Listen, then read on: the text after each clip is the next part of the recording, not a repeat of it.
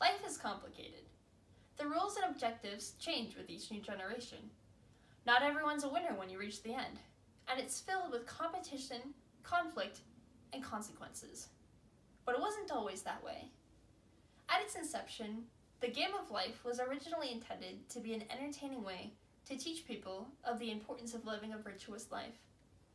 It wasn't until much later that the purpose of the game was changed to reflect a much more materialistic goal.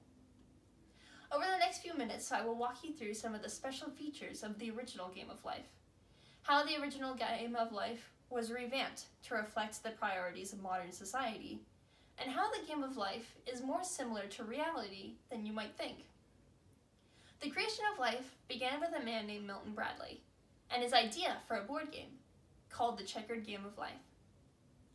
In the 1860s, when he created the game, board games were generally viewed anywhere from foolish to sinful, and having high morality was of the utmost importance. Milton Bradley created a game that would be enjoyable to play while also teaching moral and virtuous principles that were so popular at the time. The game was organized into 64 squares, similar in layout to a checkerboard.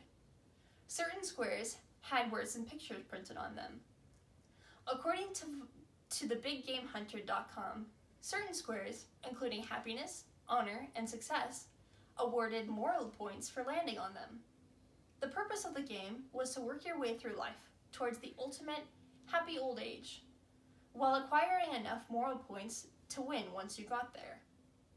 Reaching happy old age by itself didn't win you the game, unless you had enough moral points to qualify for it.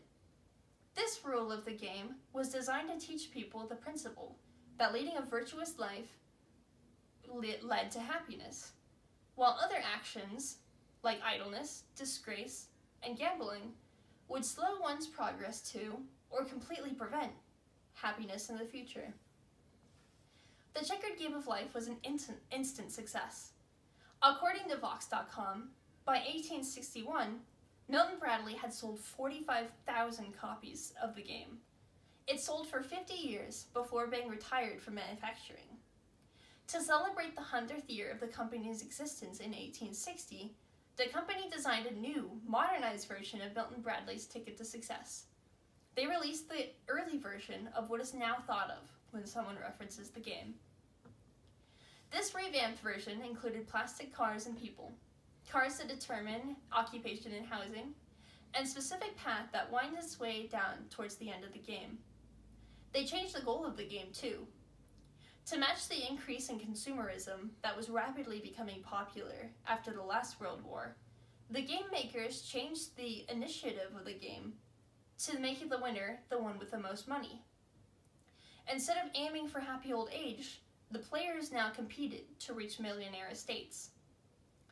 Over the past 10 years or so, the company has created and released more and more versions of the game, each one modified to reflect the priorities of the current generations. In some versions, you can adopt pets. According to mentalfloss.com, the online version of the game now allows for gay marriage. And the latest versions don't even use paper money. Instead, each player is given a plastic visa and money is transferred electronically. With each new adaptation of the game continues to reflect the priorities and lifestyles of its players. Whether the priority at the time is high morality or maintaining a lavish lifestyle, the Game of Life has adapted to represent it.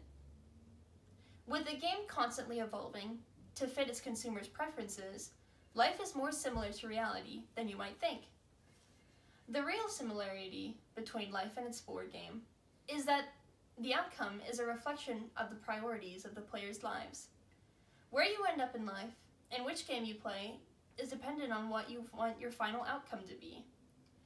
Some people feel like the highest accomplishment in life is happy old age, and thus spend their days gathering the right virtues and morals to achieve that goal. Others play the game of life in an effort to be the richest, the most powerful, or to outperform other players in the game. And thence they spend their days trying to accomplish that and taking the steps that they think will produce that outcome.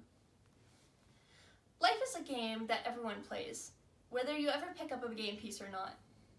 The objectives of the game and the prizes for winning may differ between individuals, but ultimately, the game is the same. With such a strong correlation between the game and real life, the two questions beg to be answered.